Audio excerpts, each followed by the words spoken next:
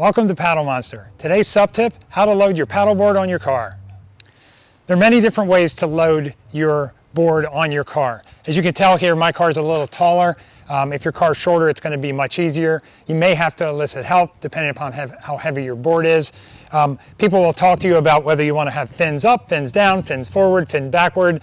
The only recommendation I can give you is if it looks aerodynamic, that's probably the best way to do it, especially if you're traveling longer distances.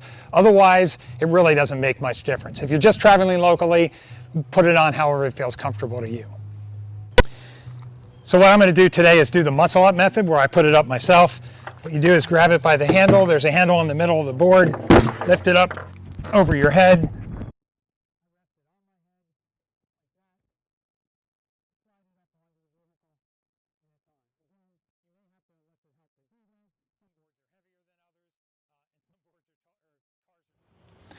When you loop this around your rack, you're going to want to make sure, and we're going to show you this in a minute, that it loops around the rack on the inside of the footing. Once we get the board on the car, that's when we add the strap. So first thing we're going to do is toss the strap around the other side. You have to come around to the other side of your car, loop the strap underneath the rack, toss it back over. Once you get the strap thrown over, what you're going to want to do is pull it underneath the rack, up, and what you're going to do is thread it through this clip, like so.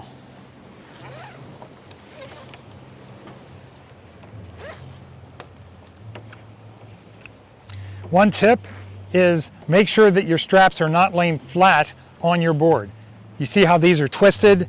What that will do is prevent the straps from vibrating as you're going down the highway and creating a buzzing sound that will definitely sound like something's wrong.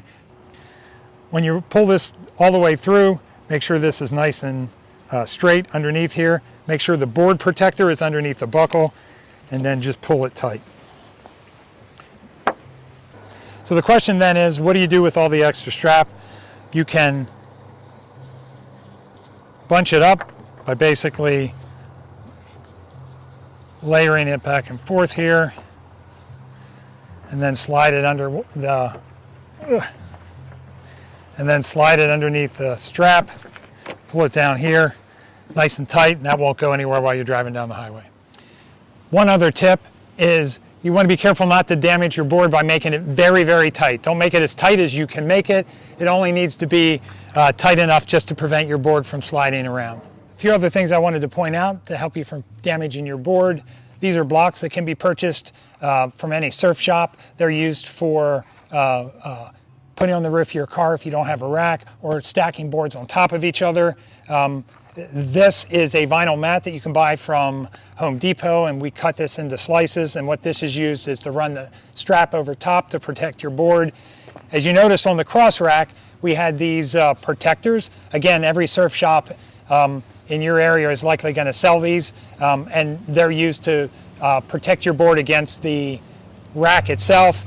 And then if all else fails, pool noodles are a great substitute for stacking boards or for protecting your car where straps and other things are involved. So these can be cut in half or used as is and sliced into lengths to stack boards on top of each other.